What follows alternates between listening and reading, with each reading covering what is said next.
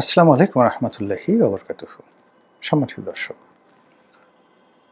প্রধানমন্ত্রী তারেক রহমান যে মন্ত্রী পরিষদ গঠন করেছেন, সেই মন্ত্রী পরিষদের মধ্যে সবচেয়ে প্রভাবশালী মন্ত্রী কে?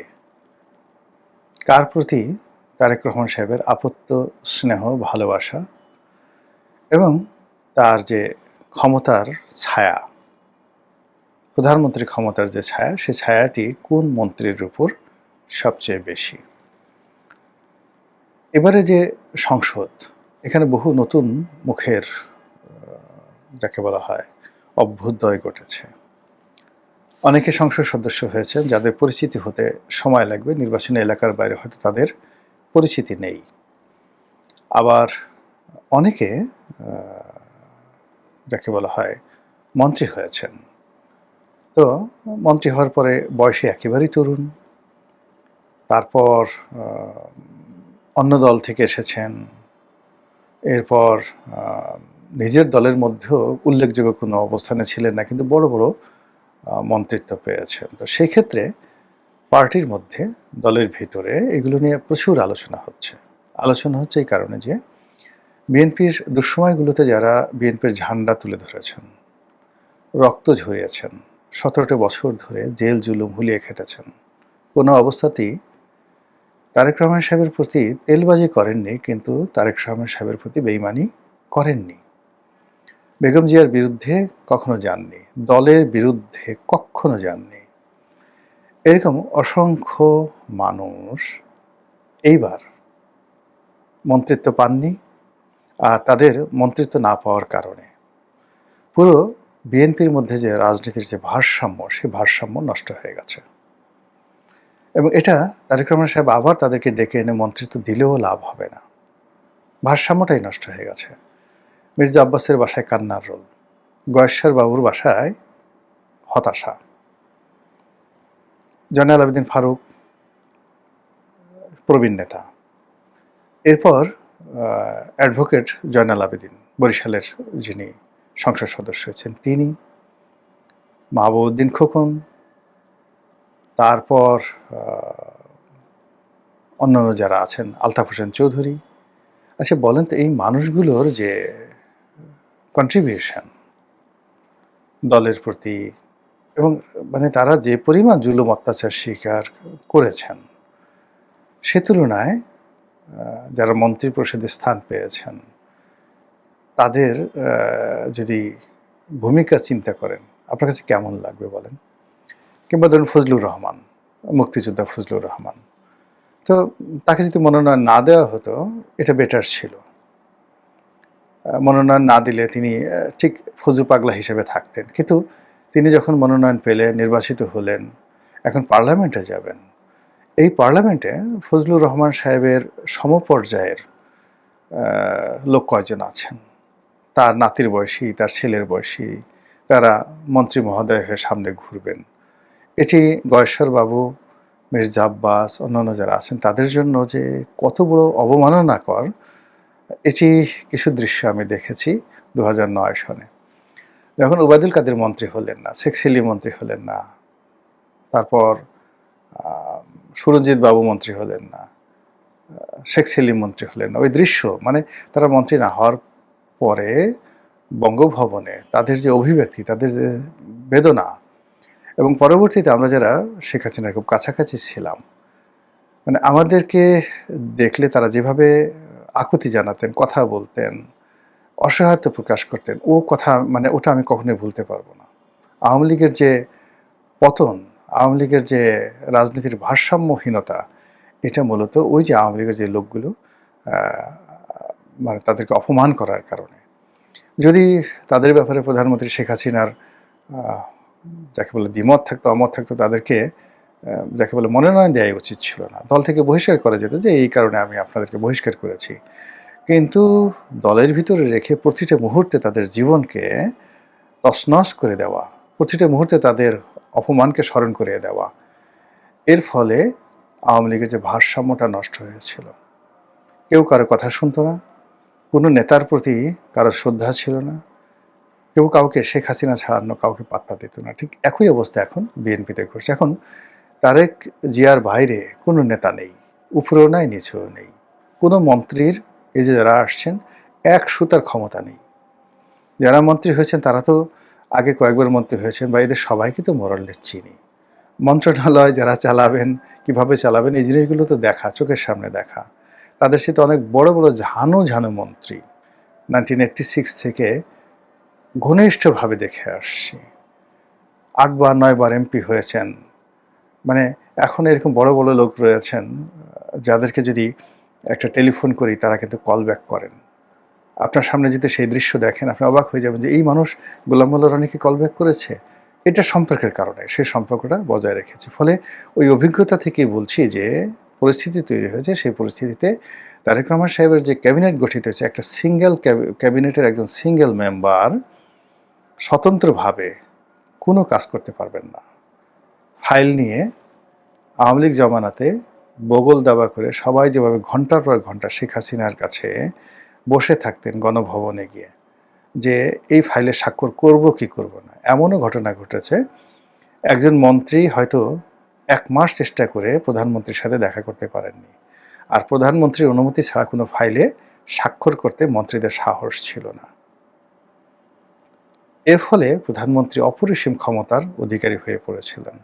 কিন্তু যোগ্য মন্ত্রী যারা হতেন, তোফায়েল সাহেব, আমর সাহেব, সুরঞ্জিত সেনগুপ্ত, তারা মানে প্রধানমন্ত্রীকে জানাতেন, বড় জোর টেলিফোন করতেন, কিন্তু ফাইলটা স্বাক্ষর করে ছেড়ে দিতেন। একই অবস্থা এখন এই জমানাতে যে মন্ত্রী পরিষদ হয়েছে, একটা সিঙ্গেল বিষয়ে স্বতন্ত্রভাবে স্বাক্ষর করার মতো সামর্থ্য, শক্তি, সাহস একজন মন্ত্রীর নেই।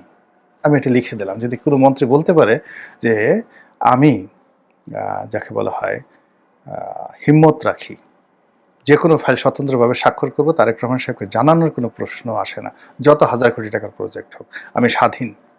এই কথা যদি কেউ বলতে পারেন এই মন্ত্রণালয়ের, আমি ক্ষমা প্রার্থনা করব, যে আমার এই ভুলের জন্য আমি সরি বলবো। ফলে আপনি এই যে তারেক রহমান সাহেবকে যত সহজ দেখছেন, সরল দেখছেন, যত ইজি গোয়িং দেখছেন, এটা থাকবে না।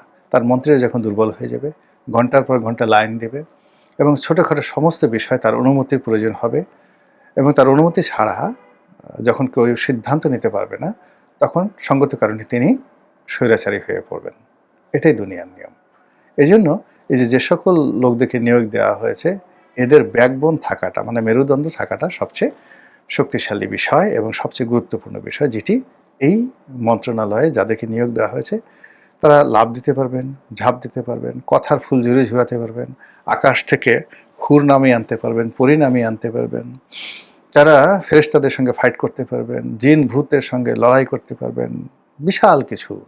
কিন্তু মানে ছোট্ট একটা সাইন করার ক্ষেত্রে গিয়ে যখন বলবেন, তখন দেখবেন যে হাত পা থর থর করে কাঁপা শুরু করছে, যে আমি এটা নেতার সাথে কথা না বলে পারবো না।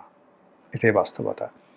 এনিওয়ে, যেটা বলছিলাম যে এখানে অনেককে এবার মন্ত্রী করা হয়েছে, সারপ্রাইজিং, যারা একেবারে নিউ। যেমন দেখা গেল জুনায়েদ সাকি অন্য দলের। এখন জুনায়েদ সাকি কোনোদিন এমপি হবেন, তারপরে মন্ত্রী হবেন, আমি এই নির্বাচনের মানে তার মনোনয়ন পাওয়ার আগ পর্যন্ত আমি বিশ্বাস করতে পারিনি এরা। এবং তারা নিজেরাও রাজনীতি করেছে, বামধারা রাজনীতি করেছে, প্রথম আলো এদেরকে প্রমোট করেছে, তারপরে মানে এটা প্রথম আলোর বাই প্রোডাক্ট, প্রথম আলো প্রমোট করেছে, প্রথম আলো প্রমোট করার পর এই আমেরিকার যে ডিপ স্টেট পলিসি, সেই পলিসির মধ্যে হয়তো সার্টেন গ্রুপের সাথে যুক্ত হয়ে গেছে। এখন সে সেখান থেকে এমপি হওয়ার সঙ্গে সঙ্গে মন্ত্রী হয়ে গেছে। এখন মন্ত্রী হওয়ার পরে সে কি মন্ত্রণালয় পাশে জানি না, বাট মানে সিদ্ধান্ত নিতে পারবেন না। আর তার কাছে, জুনায়েদ সাকির কাছে গয়েশ্বর বাবু, মির্জা আব্বাস কোন কাজের জন্য যাবেন, উনি বলবেন যে আমি মানে এই গলায় ব্লেড চেপে, মানে আমি গলায় ছুরি চালাবো, আমার গলায় নিজে ব্লেড দেবো, কিন্তু আমি জুনায়েদ সাকির কাছে গিয়ে আমার এলাকার জন্য কোনো কাজের জন্য চাইতে পারবো না। মির্জা আব্বাস গিয়ে নুরুল হক নুরুর কাছে, তারপরে ববি হাজ্জাজের কাছে গিয়ে ধর্ণা ধরবেন, গয়েশ্বর বাবু ধর্ণা ধরবেন, আলতাফ হোসেন চৌধুরী নুরুল হক নুরুর কাছে গিয়ে, নুরু মাননীয় মন্ত্রী মহোদয়, আমি আপনার কাছে আসছি। এটা আলতাফ চৌধুরীর জন্য বিশ্বাস করেন কত বড় একটা ব্যাপার। কিন্তু মন্ত্রী এলাকার সংসদ সদস্যকে তো যে কোনো কাজের জন্য মন্ত্রীর কাছে যেতে হয়। তার জন্য মন্ত্রীর যদি ওই ধরনের জৌলুস না থাকে, ওই ধরনের ব্যক্তিত্ব না থাকে, তাহলে অন্যান্য যারা সংসদ সদস্য তারা মন্ত্রীর কাছে যান না।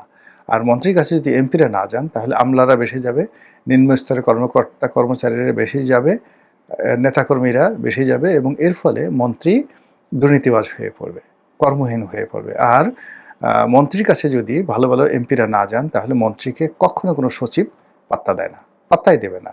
মন্ত্রণালয়ের একটা ডিএসও পাত্তা দেবে না, এলাকার টিওনো ওসিও পাত্তা দেবে না। একজন মন্ত্রীর সম্মান নির্ভর করে যে সেই মন্ত্রীর কাছে কতজন সংসদ সদস্য যান, তার রুমে যান, আড্ডা দেন, চা খান, এর উপর নির্ভর করবে।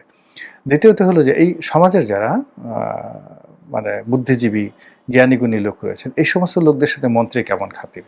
মন্ত্রীর দরবারে যদি একজন ভালো সমাজের একজন লোক যে ধান্দাবাজি না এরকম একটা লোক মন্ত্রীর সাথে দেখা করতেছেন, মন্ত্রীর বাসায় যাচ্ছেন, মন্ত্রী তার বাসায় যাচ্ছে, এটার উপর মন্ত্রীর মর্যাদা নির্ভর করবে। কিন্তু এখন আর যারা এখানে হয়েছেন আমার কাছে এখন পর্যন্ত এদের লক্ষণ গত 17 বছর আমার কাছে আর যা হোক না কেন মানে এদের কাছে বড় কোনো মানুষ গেছেন, বড় কোনো মানুষের সাথে এদের যোগাযোগ আছে, এরকম লক্ষণ আমি দেখিনি। ফলে ভবিষ্যৎ কি হবে খুব ইজিলি কিন্তু বোঝা যাচ্ছে। এটা রাতারাতি পরিবর্তন হবে না। এখন যেটা বলছিলাম যে এখানে বেশ কয়েকজন মন্ত্রী আছেন যাদের প্রতি জনাব তারেক রহমান সাহেবের অবারিত মানে দয়া, দাক্ষিণ্য, দোয়া, প্রেম, ভালোবাসা উপচে পড়েছে।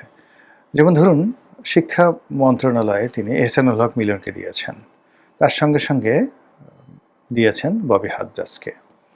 আবার এখানে পুরো বিষয়টি তদারক করার জন্য তিনি মাহাদি আমিনকে দায়িত্ব দিয়েছেন। মাহাদি আমিন তার প্রিয় ভাজন, তার উপদেষ্টা। কাজেই শিক্ষা মন্ত্রণালয়ের কোনো কাজ হবে না, লিখে রাখেন। ববি হাজ্জাজও পারবে না, এহসানুল হক মিলনও পারবে না। মিলন সাহেব আরও 2-3টা লাভ দিতে পারবেন।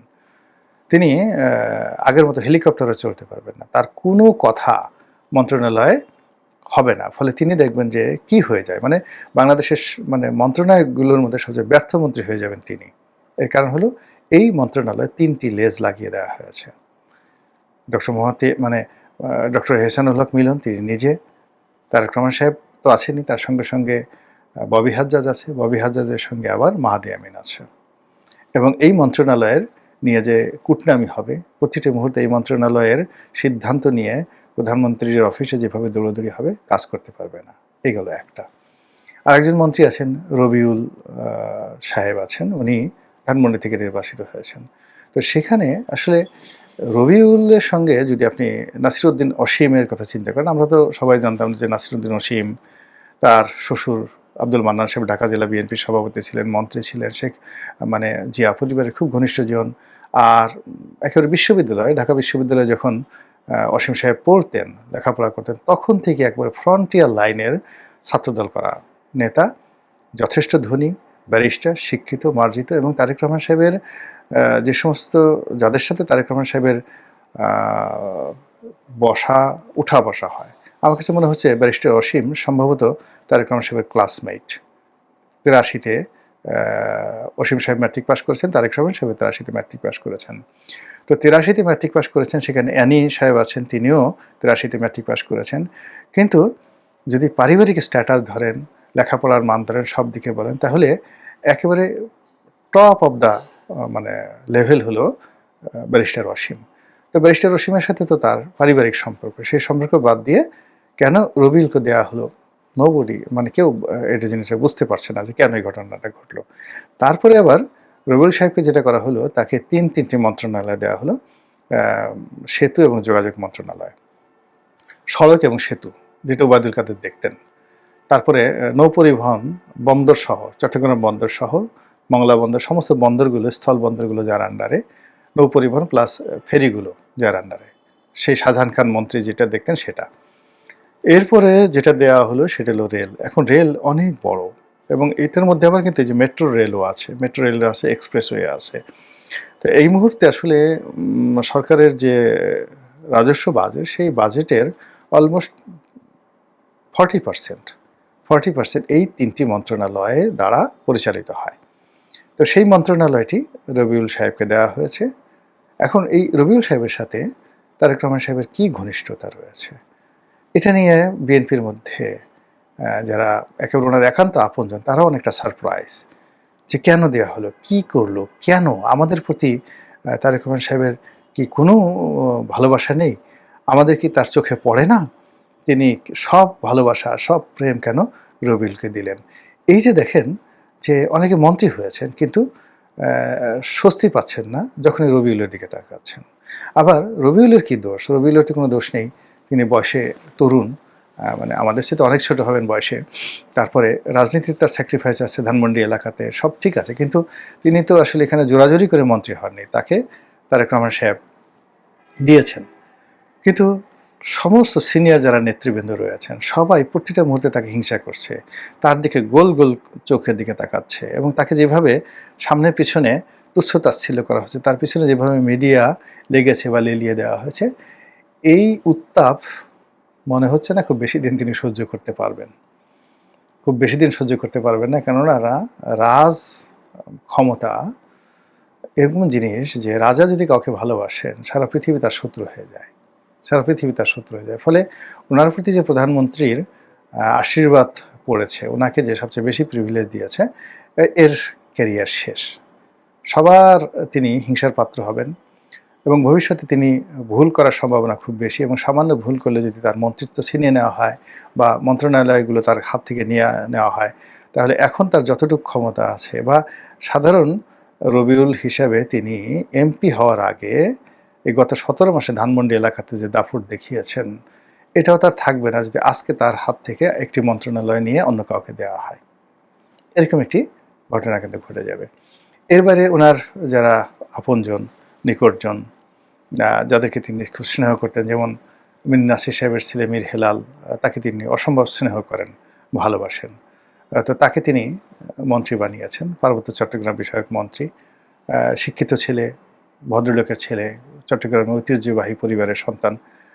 তিনি হয়তো তার এই যে তারেক রহমান সাহেবের প্রতি তার যে ভালোবাসা, সেই ভালোবাসা বা শ্রদ্ধার বিনিময়ে তিনি এই দায়িত্ব পালন করে যাবেন। কিন্তু তার সঙ্গে সঙ্গে আবার চট্টগ্রামে যারা বড় বড় নেতা, এখন সেই বড় বড় নেতাদের মধ্যে যে আঞ্চলিকতার দ্বন্দ্ব সংঘাত রয়েছে, সেটা কিন্তু তাকে ভোগাবে, যথেষ্ট ভোগাবে। তো সব মিলিয়ে এই যে মন্ত্রিপরিষদ গঠিত হলো, এই মন্ত্রিপরিষদ গঠনের ফলে যা বললাম, ফার্স্ট থিং হলো যে যাদেরকে নিয়োগ দেওয়া হয়েছে তারা কতটা কি করতে পারবেন। দ্বিতীয়ত দলের অনেক সিনিয়র যারা নেতৃবৃন্দ রয়েছেন তাদেরকে বাদ দেওয়া হয়েছে। তৃতীয়ত হলো যে মার্কিন ডিপ স্টেটের অনেক কারসাজি এখনো মন্ত্রিপরিষদের মধ্যে আছে, বিশেষ করে খলিলুর রহমানকে নিয়োগ দেওয়ার কারণে এখানে অনেক ভারসাম্য নষ্ট হয়ে গেছে। তো এই সকল কারণে সরকারের যে কর্মকাণ্ড, মন্ত্রিপরিষদের যে কর্মকাণ্ড, এগুলো বাধাগ্রস্ত হবে। আর সেই বাধাগ্রস্ত যদি হয় তাহলে সরকারের জন্য কি খুব ভালো হবে? মনে হচ্ছে না। মহান আল্লাহ আমাদের সবাইকে হেদায়েত দান করুন, হেফাজত করুন। আসসালামু আলাইকুম ওয়া রাহমাতুল্লাহি ওয়া বারাকাতুহু।